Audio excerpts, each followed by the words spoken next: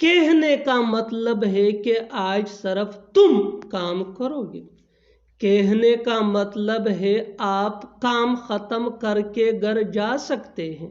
कहने का मतलब है मैं आपसे कुछ नहीं छुपाता हूं। कहने का मतलब है वो नहीं आया था। इन जुमलों में हम कह रहे हैं कहने का मतलब है, इसके लिए आपको यूज करना होगा इंग्लिश में दैट्स टू से। दैट्स टू से मीन कहने का मतलब है। आइए कंप्लीट स्ट्रक्चर देखते हैं। दैट्स टू से प्लस सेंटेंस। सेंटेंस ये सिचुएशन के हिसाब से होगा और दैट्स टू से ये वही के वही रहेगा, विच मीन कहने का मतलब है। दैट्स ये दैट इसका शॉर्ट फॉर्म है, कंस्ट्रक्शन है। अच्छी तरह समझने के लिए कुछ मिसालें देखते हैं। कहने का मतलब है कि आज सिर्फ तुम काम करोगे। That's to say only you will work today. That's to say only you will work today. That's to say mean कहने का मतलब है only mean सिर्फ, you mean तुम, work काम करना, टुडे आज, दैट्स ये दैट इसका शॉर्ट फॉर्म है। Next example for better understanding.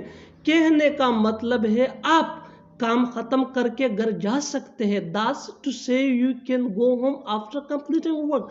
That's to say you can go home after completing work. That's to say mean कहने का मतलब है यू, ये सब्जेक्ट प्रोनाउन है विच मीन तुम। कैन ये मोडल ऑक्सिलरी वर्ब है जो प्रेजेंट एबिलिटी या पॉसिबिलिटी को शो करता है। गो ये V1 है यानी first form of verb which mean जाना, होम मीन घर। Next example for better understanding. अच्छी तरह समझने के लिए एक और मिसाल देखते हैं। कहने का मतलब है मैं आपसे कुछ नहीं छुपाता हूँ। That's to say I hide nothing from you. That's to say I hide nothing from you. That's to say mean कहने का मतलब है आई ये सब्जेक्ट प्रोनाउन है जो फर्स्ट पर्सन के लिए यूज होता है विच मीन में हाइड मीन छुपाना, नथिंग फ्रॉम यू तुमसे। Next example for better understanding. कहने का मतलब है वो नहीं आया था। That's to say he didn't come. That's to say he didn't come. That's to say mean कहने का मतलब ही डिडंट कम वो नहीं आया था। ही ये सब्जेक्ट प्रोनाउन है जो थर्ड पर्सन के लिए यूज होता है विच मीन वो। डिडंट ये डिड नॉट का शॉर्ट फॉर्म है। कम ये V1 है विच मीन आना। Next example for better understanding. कहने का मतलब है वो तुमसे मिलना चाहता है। That's to say he wants to meet you.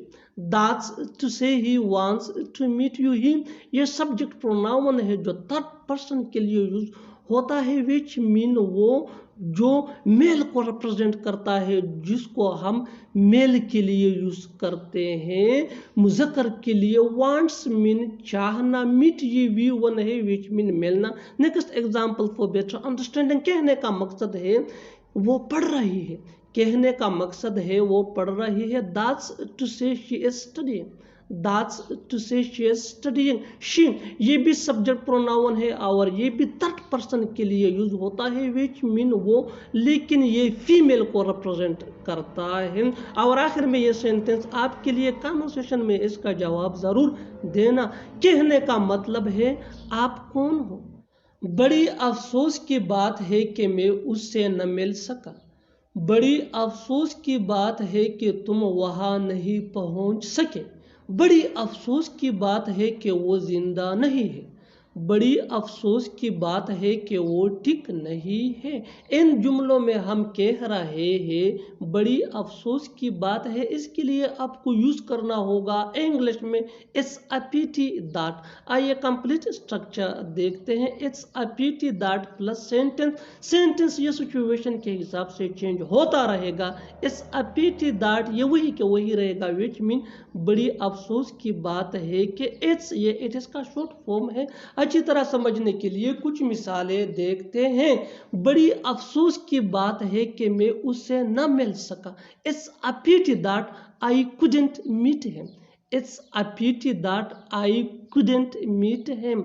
It's a pity that mean बड़ी अफसोस की बात है कि आई कुडेंट मीट है मीन मैं उससे न मिल सका। कुडेंट ये कुड नॉट का शॉर्ट फॉर्म है। मीट ये V1 है यानी वर्ब का फर्स्ट फॉर्म है विच मीन मिलना। आई ये सब्जेक्ट प्रोनाउन है विच मीन में।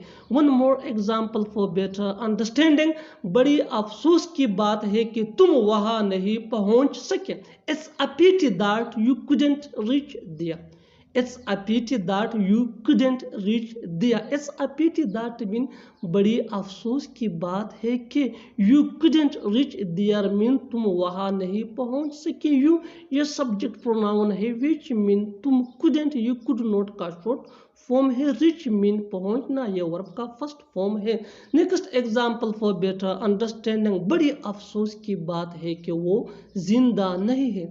It's a pity that he is no more. It's a pity that he is no more. It's a pity that mean बड़ी अफसोस की बात he is no more mean वो जिंदा नहीं है। Next example for better understanding, बड़ी अफसोस की बात है कि वो ठीक नहीं है। It's a pity that he is not well. It's a pity that he is not well. It's a pity that mean बड़ी अफसोस की बात है he is not well ये सिचुएशन के हिसाब से सेंटेंस है which mean वो ठीक नहीं है। he ये सब्जेक्ट प्रोनाउन है which mean वो will mean अच्छा होना। Next example for better understanding, बड़ी अफसोस की बात है कि वो यहाँ नहीं है। It's a pity that he is not here. It's a pity that he is not here. Next example for better understanding, बड़ी अफसोस की बात है कि वो नहीं आया। It's a pity that he didn't come. It's a pity that he didn't come. Didn't ये did not का शॉर्ट फॉर्म है और he ये सब्जेक्ट प्रोनाउन है which mean वो जो थर्ड पर्सन के लिए यूज होता है। और आखिर में ये सेंटेंस आपके लिए कमेंट सेशन में इसका जवाब जरूर देना। बड़ी अफसोस की बात है कि मैं उससे बात न कर सका। तुम्हें उससे मिलना ही चाहिए था, उसे यहाँ आना ही चाहिए था, हमें वहाँ जाना ही चाहिए था, तुम्हें उसे बुलाना ही चाहिए था। इन जुमलों के लिए इंग्लिश का ये स्ट्रक्चर यूज होता है subject plus should have, had two plus V1 यानी first form of verb plus other words. अच्छी तरह समझने के लिए कुछ मिसालें देखते हैं। तुम्हें उससे मिलना ही चाहिए था, you should have had to meet him. You should have had to meet him. You ये सब्जेक्ट प्रोनाउन है विच मीन तुम या तुम्हें। Pronoun is a word that we use instead of a noun. Pronoun ये एक लफ्ज होता है जो हम नाउन या इसम की जगह यूज करते हैं। शुड ये मोडाल ऑक्सिलरी वर्ब है विच मीन चाहिए जो एडवाइजेबिलिटी को शो करता है। हैड टू ये पास्ट ऑब्लिगेशन या नेसेसिटी को शो करता है। मीट ये V1 है यानी वर्ब का फर्स्ट फॉर्म है विच मीन मिलना। Next example for better understanding, उसे यहाँ आना ही चाहिए था, he should have had to come here. He should have had to come here. He ये भी सब्जेक्ट प्रोनाउन है जो थर्ड पर्सन के लिए यूज होता है विच मीन वो, और ये मेल को रिप्रेजेंट करता है। जैसा कि मैंने पहले आपको बताया कि प्रोनाउन ये एक वर्ड होता है जो नाउन की जगह यूज होता है। शुड ये मोडाल ऑक्सिलरी वर्ब है जो एडवाइजेबिलिटी को शो करता है विच मीन चाहिए। हैड टू ये पास्ट एबिलिटी या नेसेसिटी को शो करता है। कम कम ये वर्ब का फर्स्ट फॉर्म है विच मीन आना हियर यहाँ। हमें वहाँ जाना ही चाहिए था, we should have had to go there.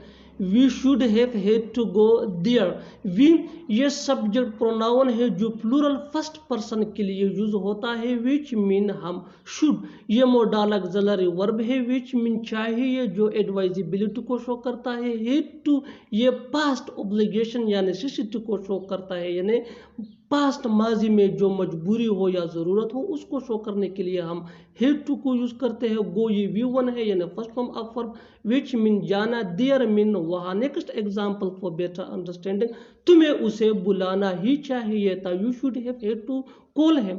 You should have had to call him. You ये सब्जेक्ट प्रोनाउन है जो सेकंड पर्सन के लिए यूज होता है विच मीन तुम या तुम्हें। शुड ये मोडाल ऑक्सिलरी वर्ब है विच मीन चाहिए जो एडवाइजेबिलिटी को शो करता है।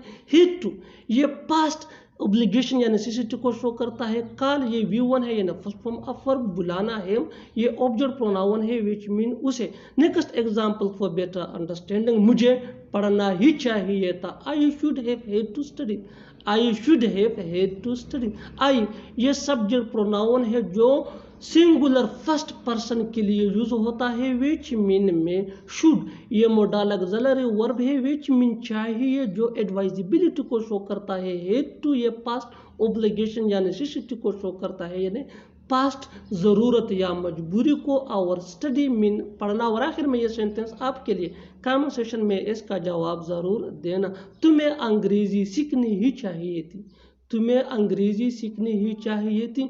Subscribe to English page for more advance English sentence structure. Thanks ma'am.